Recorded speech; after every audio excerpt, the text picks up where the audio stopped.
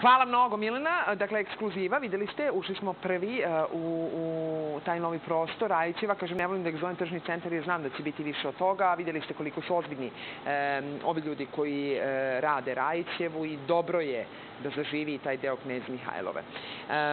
Nekako računamo da će valjda biti više poseta biblioteci, jel da? Na primer. Koreni je naziv velikog konkursa koji je Svetosavsko zvonce, zvaničan dečiji časopis i pomoćno sredstvo u nastavi veronauke Srpske pravoslavne crkve raspisao i došlo vreme da sutra deca budu nagrađene ovde kod nas u komšiluku u Ruskom domu, a draga naša godinima već prijateljica i saradnica Radmila Mišev nam je gošća tim povodom. Dobar dan, Radmila. Hvala što ste došli. Koliko se deca odazvalo na to da slika Korene? Pa ove godine je bio manji odziv nego što je to ranije godina. Ranije je to bilo 10 do 12.000 radova likovnih, literarnih, video. Ove godine je bilo manje jer im je tema bila teža, ali su bili izuzetno kvalitetni radovi. I moram da pomenem, suorganizator konkursa je Srpsko odeljenje Javnog međunarodnog fonda pravoslavnih naroda iz Rusije, to srpsko odeljenje njihovo, tako da mi to zajedno radimo. I zato ste sutra u Ruskom domu, tako? Zato smo sutra u Ruskom domu. Prvo nagrađeni su već dobili svoje nagrade i bili su na Krfu i bilo im je prelepo. To je ta akcija koja je nastala iz konkursa Svetosavskog zvonca Stopama naših predaka.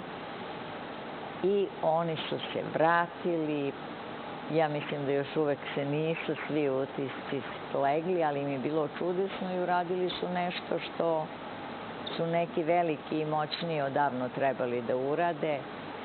Svake godine se tamo sređuju sva mesta gde su bila srpska groblja. Ove godine je podignuti kraj Putaš, tamo gde je bilo groblje pripadnika Moravske divizije Gvozdenog puka. Da, čuveni Gvozdeni puk. I to je onako baš bilo čudesno, a ostali nisu manje vredni, ali prosto neko je morao da bude prvi, neko drugi, neko treći. Pa mora da se donese formalno ta odluka, ali ja znam da su oni svi presrećni, posebno što im vi te radove objavljujete kroz zvonce koji ima vrlo visok tiraž i onda kad detetu bude objavljen rad u nečemu štampanom, veće nagrade od toga nema, možete im dati šta god hoćete. Da, i sutra će u 11 sati u Ruskom domu biti taj drugi deo svečanosti, dodela nagrada.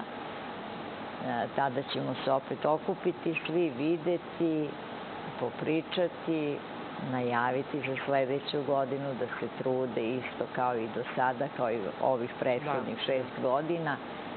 I pozivam sve da dođu u Ruski dom, u Kraljice Natalije 33, u 11 sati. Otvorena je svečanost. I bit će lepo, imaće šta i da se vidi i čuje, jer ćemo imati izložbu najboljih radova. I to je zaista čudesno koliko deca duboko i ozbiljno promišljaju i umeju da se izraze. I ne samo literarni i likovni radovi, već i video radovi su ove godine bili jako dobri. To je dobro, zato što vi ste savremeni, bez obzira na to koliko se čuva i poštuje tradicija. Samo kratko za kraj, vidimo sutra u 11 u Ruskom domu.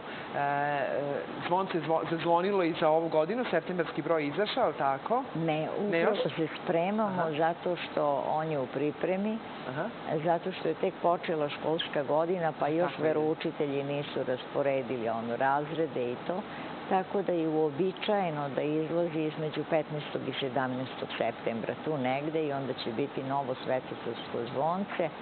Setili smo se Stefana Prvovenčanog, prvosrpskog kralja, ali i kneza Strojimira iz 9. veka. Od prilike samo ga ste se vi setili ove godine, I a 800 godina se slavi. pokazali njegov pečat, jer 400 godina pre toga mi smo imali kneževinu.